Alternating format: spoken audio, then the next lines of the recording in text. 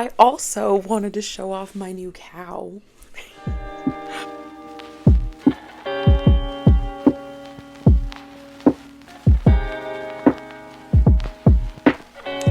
Hello, my bookish babes and besties. Welcome back or welcome to your first episode of Book Blabs.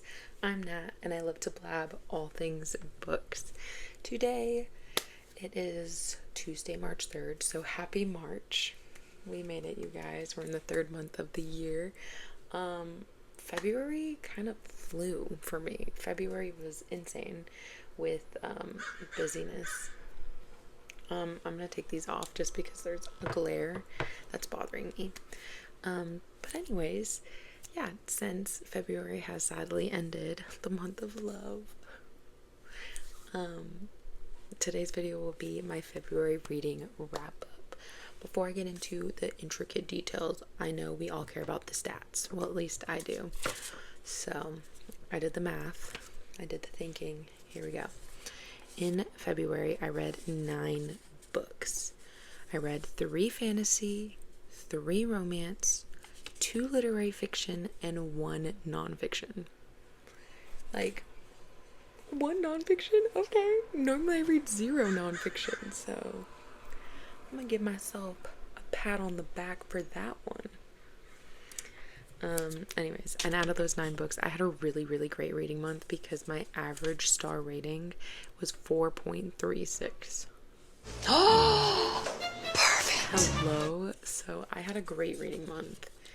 With that being said, let's get into what I read, what I rated them, and why I rated them that way, hence the reading wrap up. Okay, cool. Let's roll. Okay, I had to change the angle because I'm off of work now and the sun do be setting. So I wanted to sit in front of the window so that way we could, get the best lighting. I also wanted to show off my new cow. I spent the weekend in Arizona with my sisters and I came home and my parents surprised me with this cow. I really like cows, that's the thing. And so I really like cows, that's like the joke. And this one has hair attached to it, and when the fan is going, its hair flies. Anyways, yeah, that's my new cow. Comment down below what we should name her because she is joining the Book Babe family. Okay? Cool. I'm glad we could address that. Anyways, let's just go ahead and dive in. So the first book I read in February. They ask you how you are, you just have to say that you're fine when you're not really fine. The first book I read in February was The Lost Hero by Rick Riordan. This is book 1 in the Heroes of Olympus series. I rated this one 4.5 stars. The only reason why I took like half a point off was because it was a little bit harder for me to get into, just because I don't know if it's because I've been reading more lit fic lately. It just read a really young right from the get-go, and it just made it a little bit harder for me to get back into it. But once I was into it, I was like into it, and I loved the nostalgic feeling of being back at like Camp Half-Blood because I read Percy Jackson in the Olympian series either last year or the year before. I don't remember. And so, yeah, it was really nice to just jump back into that world and see, some of my favorite characters again and meet new characters. But, yeah, if you're not in the mood to read, like, a super young book, maybe don't read that one right now just because even though I think the characters are like 15 or 16, they still feel quite young. Yeah, also the cliffhanger on that book, really good. Like, it's not like, oh my gosh, I'm pissed, like Onyx Storm level of cliffhanger, but it's like, okay, well, I definitely need to pick up the second book now because there were some things that were revealed that are definitely going to keep me interested, and I will continue the series. The second book I read was on Kindle Unlimited, and It's Rebel Witch, which is book 2 in the Crimson Moth duology by Kristen Ciccarelli. I rated this 5 stars. Like, the first book and the second book together, like the duology together, is exactly everything that you want within an enemies to lovers like witchy romance. Like, Gideon and Rune, they have my whole heart. I shipped them until I died. They had pining, they had yearning, even though they wanted to hate each other so much, they just couldn't. There was tension, there was drama, and there were like circumstances that would like bring them together and pull them apart. And just, I loved it. I loved it. I loved it. They're both on Kindle Unlimited, so there's no excuse. I think everyone should read these 2 books, like read this duology. It's just, I don't know, the vibes are there, the romance is there, the tension is there, the witchiness is there. There's characters that grow and learn, and it's a great, great read, both of the books. So, that was book 2. Book 3 I read was Overdue by Stephanie Perkins. I also had my Valentine's Day reading vlog. This book, I go into depth on it, so I'm gonna kind of like not talk about it very much just because I have a whole video on it. So go watch. If you haven't seen my Valentine's Day reading vlog, go ahead and read that, or go ahead and watch that, because I read 3 books in that video. Anyways, just to kind of like, for those who haven't seen it or who just, you know, need a refresher, I rated that book 4.5 stars. It was so sweet, and I wasn't expecting to like it that much. I thought it was just going to be like a simple contemporary romance, but I loved Macon, who was the male main character. I loved him. And the growth that our female main character, I forget her name. I think it starts with an I, doesn't it? Hold on, let me check. Ingrid. Yes, Ingrid. So Ingrid, our female main character, she just goes through like a really big growth journey because, you know, she's in a long-term relationship, pretty much like her first year's boyfriend, and then they basically say they're going to take a break to kind of like date other people and see, but their plan is to like come back together. And as Ingrid is like seeing other people, or like kind of reacquainting herself with her single self, she's learning and growing a lot. And then she has a best friend named Macon, and he's a man, all right. Like, I loved their relationship and how their friendship and trust kind of grew into something else, and how he just kind of supported her while she was learning how to be single and be herself again instead of being like a girlfriend. And, you know, like, he didn't overstep, and he didn't like, he just was really good with her boundaries, and it's just beautiful, very sweet, very good read. The next book I read was If Love Had a Price by Anna Huang. This is the 3rd book in the If Love series. This was also in my Valentine's Day reading vlog, so I won't go too in depth. But this was probably my lowest rated book of the month. I gave it 2.75 stars. Yeah, it was kind of meh for me. Like, not a really memorable book. I think Anna Huang has a lot of better books. So, like, if you're iffy about reading these ones, they're not high on my recommendation list, you know. So, but Anna Huang had to walk before she could run. And this was the series that she walked before she ran. Because other books, her later books, are bangers. These ones, I think she's just kind of like getting her pacing and her clunkiness out of the way. But yeah, they're like really easy turn your brain off reads, but nothing that's crazy, you know. Yeah, but reason, like, I don't know, it felt clunky, it dragged on, and like the resolution happened to like 80% through, and then we still had 20% of the book left, and I was like, what are we still doing here? Whereas like normally romance books, like, I can't get enough. I'm like, I need more. I need like 30 more pages. Like, give me an epilogue part 2. This one, I was kind of like, can we move on with our lives? Like, chapter's closed, girl. Which is probably horrible to say, but oh well. Um, and then the last book I read in my Valentine's Day reading vlog was The Favorites by Lane Fargo.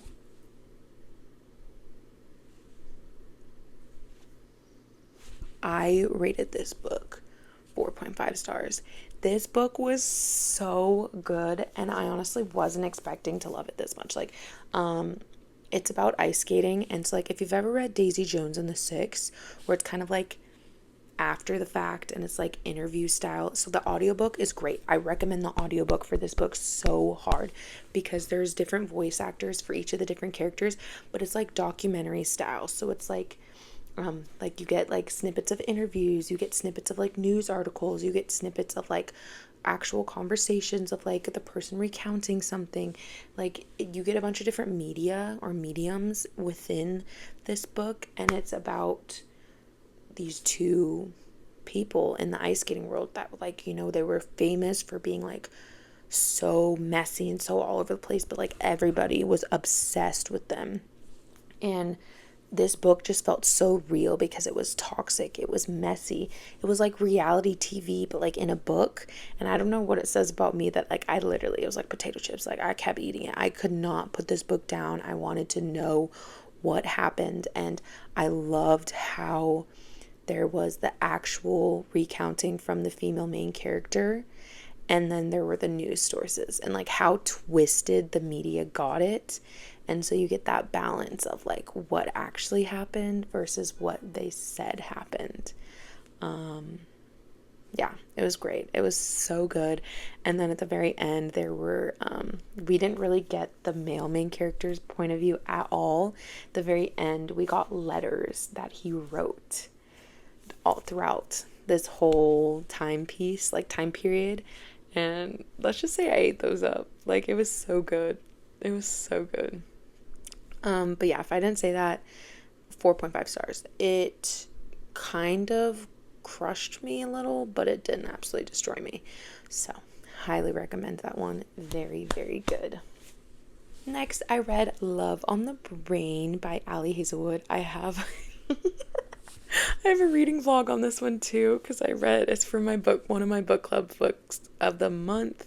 So I gave this 5 stars though, and I talked about it in my reading vlog. Levi Ward. Oh my Lanta, Levi Ward, you are chef's kiss of a man. And then I also loved B. I just loved, I don't know. It kind of made me mad that this book was advertised as an enemies to lovers. It's clearly a rivals to lovers. I loved that they worked at NASA. I loved how, like, despite, I usually hate miscommunication trope, but I feel like this isn't a miscommunication trope. It's like lack of communication. Like each character makes an assumption and then the other character doesn't bother to correct their assumption because of their own personal reasons. They're like, well, if they think this about me, then it helps me because. So they're trying to like keep their distance away from one another. And so their like assumptions kind of help keep that distance. But then as they're forced to work together, they have to like actually communicate. But they're also like growing stronger. But anyways, besides the point, Levi Ward is and has been obsessed with B the whole time. And like like everybody knows but her. Like I don't know if she's just in denial or if she doesn't want to admit it, but like this man is head over heels in love, like a blubbering idiot when she walks into the room, and it's so good. So she thinks they're rivals. Like she thinks he hates her, but he does not. And it's just so fun. It's so fun. Yeah. Next, I read Crown Tide by Alex Astor, which is book 4 in the Light Lark series. I originally thought it was going to be a 4-book series, so I thought I was going to be finishing it. But when it ended on a cliffhanger, I was like, what's going on here? And so I researched, and apparently it's going to be a 5-book series. So I'm just a teeny bit upsetty spaghetti, but I loved it. It was so good. I rated this book 4.5 stars, and like I usually hate love triangles, like with a burning passion. But this book, like Alex Astor, you are so good at making me want both of them for different reasons. Like these men, Grimm and Oro, are both so good. Because normally one is like more toxic than the other, but we have like, I don't know. And I love both of them, and it makes me so sad that she's gonna have to pick because this book is not giving why choose vibes. So maybe it's good that there's another book, because I don't know if I would have been able to handle the heartbreak of her having to choose, because at the moment I can't even choose. So there is like a Grimm and Oro special edition book that I have on my shelf. So now that I'm like caught up, maybe I can read that, and then maybe that will help me pick. I don't know, because right now I'm very conflicted. So, yeah, because right now my heart is being torn in half. So thanks, Alex. Love you, girl.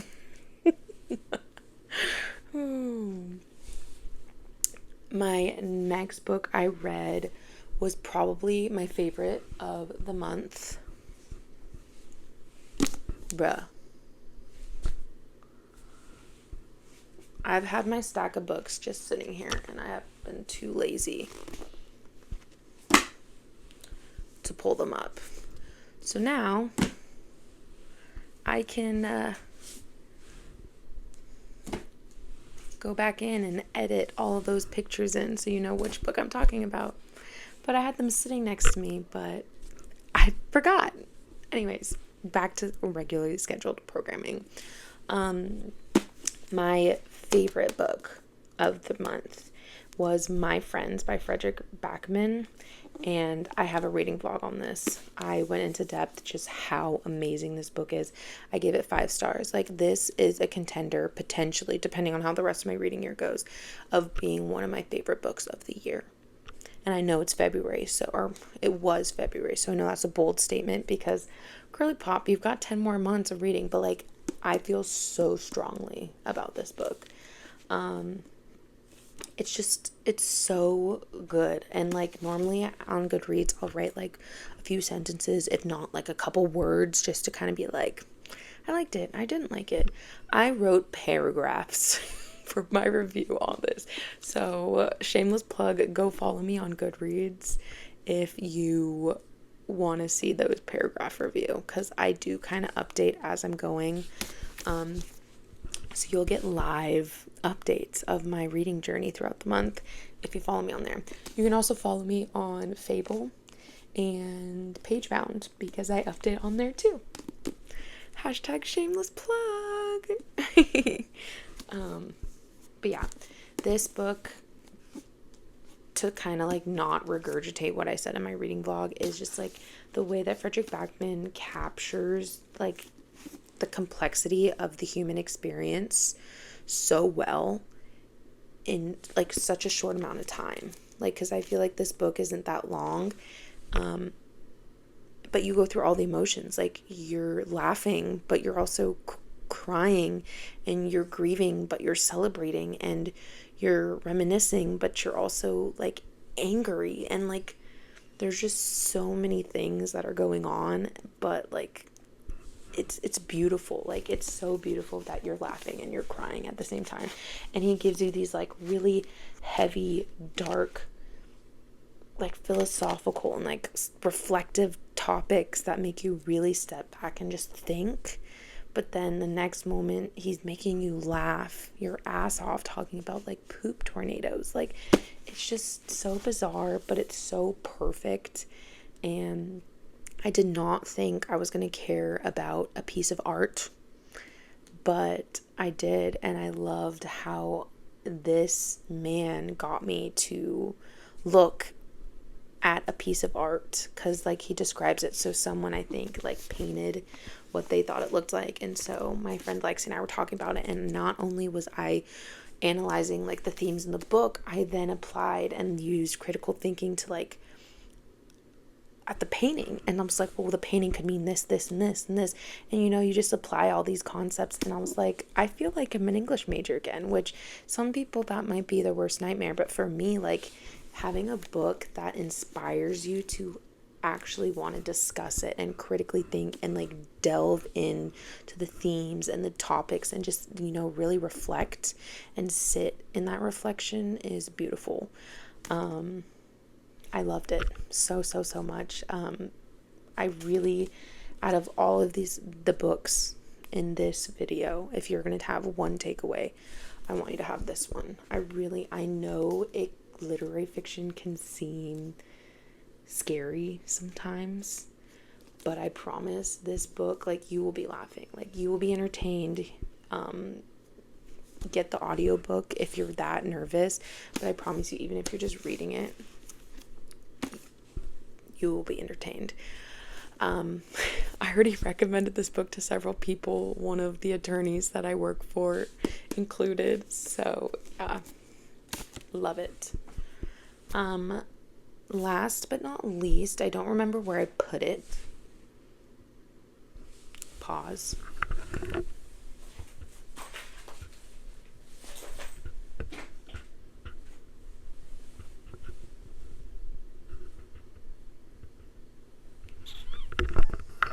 Oh, it's over there.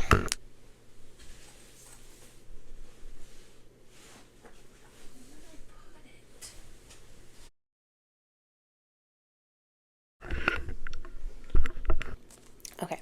Last but not least, I read In Sheep's Clothing, Understanding and Dealing with Manipulative People by George Simon Jr.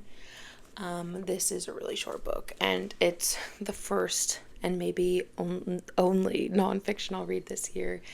But in 2025, I had a really it's still ongoing, but around a year ago, in February of 2025, I